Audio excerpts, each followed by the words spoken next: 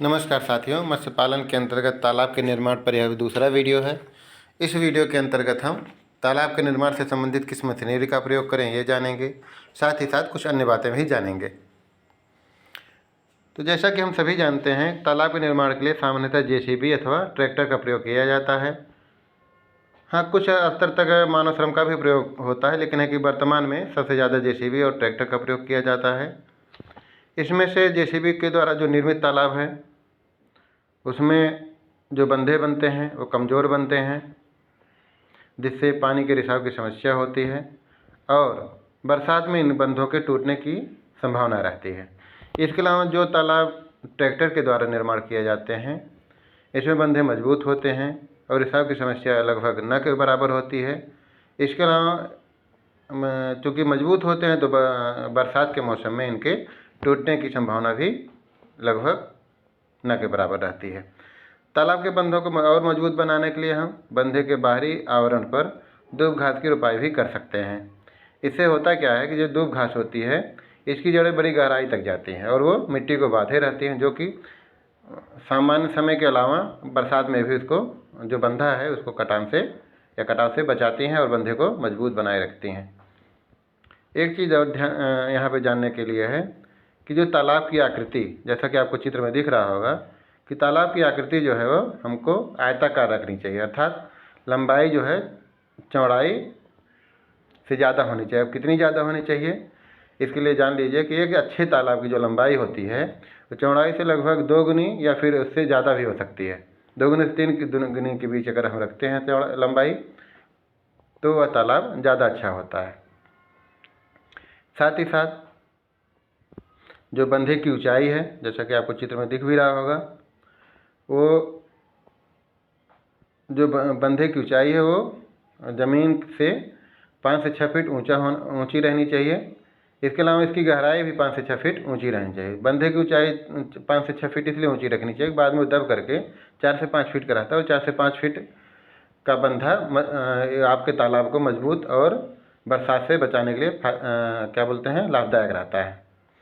इसके अलावा बंधे का जो आधार है, अर्थात जो वह भूमि जहाँ पे बंधा बना हुआ है उसका और ऊंचाई का अनुपात जो है वो कितना होना चाहिए, 2:1 का अनुपात। अर्थात जैसे बेस पे वो आधार पे वो अगर 2 मीटर है, 2 मीटर तो नहीं रहेगा, वो कम से कम 4 मीटर होगा। 4 मीटर अगर है तो ऊंचाई जो है वो 2 मीटर से ज़्यादा न रहे। जैसा कि आपको इसमें दिख रहा होगा कि बंधा देखिए इसमें ज़्यादा मोटा बना हुआ है, ये मोटा बंधा रहेगा तो आपको बरसात के समय तालाब की सुरक्षा करेगी। एक नॉर्मल एक सामान्य से बात मान लीजिए कि जैसे आपकी जो तालाब की चौड़ाई है, ठीक है, आपके तालाब की जो चौड़ाई है उसका लगभग 1/10 भाग, जैसे इतना चौड़ाई युक्त आपका बंधा होना चाहिए। जैसे मान लीजिए आपके तालाब की चौड़ाई 20 मीटर है, ठीक है, तो तालाब के बंधे की जो चौड़ाई है कम से कम 2 मीटर जरूर रखनी चाहिए। एक चीज़ और ध्यान देने योग्य है कि तालाब जो है, अगर हमारे पास पर्याप्त भूमि है, ठीक है, तालाब जो है अगर हमारे पास पर्याप्त भूमि है तो इसकी जो लंबाई है वो पूर्व पश्चिम में ज़्यादा रखें। पूर्व पश्चिम में ज़्यादा रखने से फ़ायदा ये होता है, इन तालाबों में सूर्य का प्रकाश ज़्यादा पड़ता है और इसके कारण जो मछलियों के लिए प्राकृतिक भोजन बनता है वो ज़्यादा मात्रा में बनता है। इस कारण से अगर हम पूर्व से पश्चिम लंबाई में तालाब बनाते हैं तो वह उत्तर से दक्षिण लंबाई वाले तालाब की तुलना में ज़्यादा उत्पादन देगा और हमको कुल मिला के हमारे व्यवसाय को, मत्स्य पालन व्यवसाय को के लिए फायदेमंद साबित होगा। एक चीज़ और यहाँ पर ध्यान देने योग्य है कि तालाब की जो गहराई है उसको पश्चिम में हमको अधिक रखनी चाहिए, लगभग 1.5 से 2 फीट। इसका फ़ायदा ये होता है कि गर्मी के मौसम में, जैसे आपका अप्रैल मई में जब टेम्परेचर बढ़ता है तो मछलियाँ जो है अधिक ताप से सुरक्षित रहती हैं। इसके अलावा जब पानी कम होता है तो वहाँ पे मछलियाँ जा कर के अपने को कम तापमान में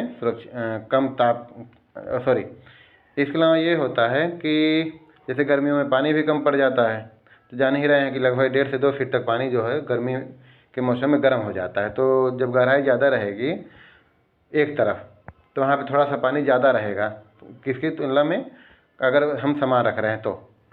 तो गहराई ज़्यादा रहने से होता क्या है कि मछलियाँ जैसे आप मान लीजिए 2 फीट तक ऊपर गर्म भी हो गया तो 2 फीट नीचे अगर मछलियाँ हैं या गहराई ज़्यादा है तो वहाँ पे अधिक ताप से मछलियाँ सुरक्षित रहेंगी। साथ ही हमको तालाब में इनलेट आउटलेट की भी व्यवस्था करनी चाहिए। इनलेट अर्थात जिससे पानी हमको तालाब में लाना है।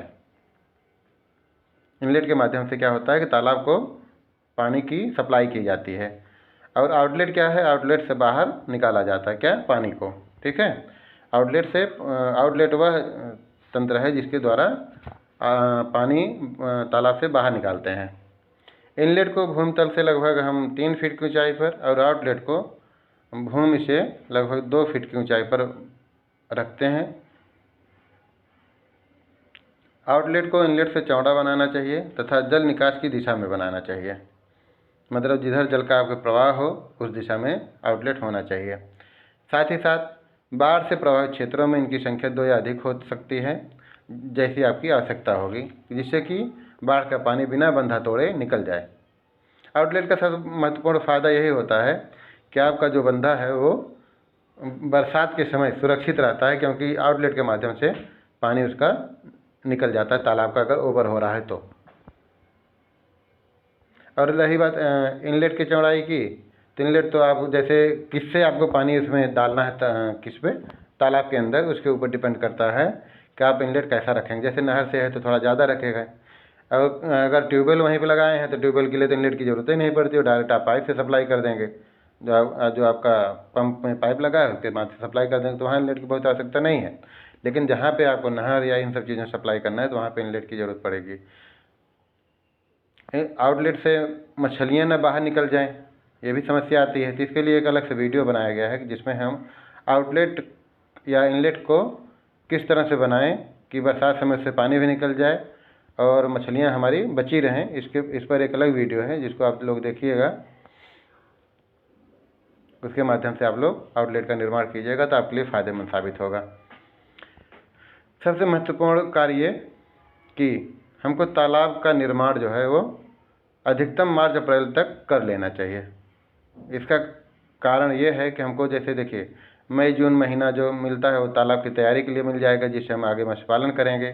साथ ही साथ मार्च अप्रैल में ज़मीन थोड़ी नरम रहती है, खुदाई करने के लिए पर्याप्त रहती है। साथ क्योंकि आपका मई में भूमि कड़ी हो जाती है, पानी का जो इसमें मात्रा है सूख जाता है, जिसे खुदाई में समस्या आती है। साथ ही साथ बंधा भी थोड़ा सा कमज़ोर बन सकता है तुलनात्मक उससे मार्च अप्रैल में खुदाई गई, क्योंकि थोड़ा सा नमी युक्त अगर मिट्टी है तो बंधे को और अच्छे से बनाने, मतलब मजबूत बनाने में मदद करती है। जैसे कि आप यहाँ देख रहे हैं एक तालाब बना हुआ है, यद्यपि इस तालाब में ये वाला बंधा, जैसा कि आप लोग देख रहे होंगे, ये वाला बंधा जो है अभी ऊंचाई नहीं ग्रहण कर पाया है अपनी जो है, लेकिन इधर का बंधा है, यहाँ का बंधा है, ये दोनों बंधे, एक मिनट, जैसा आप देख रहे हैं ये बंधा जो है ये अपनी ऊंचाई अभी नहीं कवर कर पाया, क्योंकि जब भूमि के लेवल पर रही है, जबकि आपका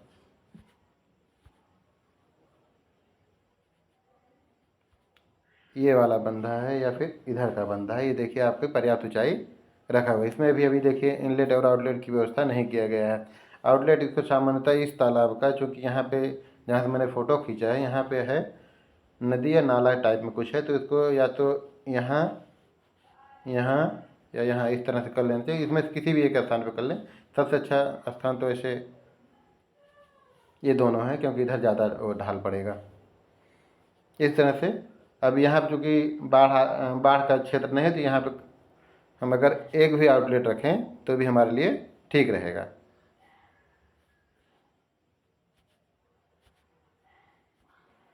तो ये तालाब आप सामने था जो कि निर्मित है। इसी तरह से आपको भी तालाब का निर्माण करना है, लेकिन ध्यान फिर से एक बार कह दूं कि आपको बंधे मजबूत बनाने हैं।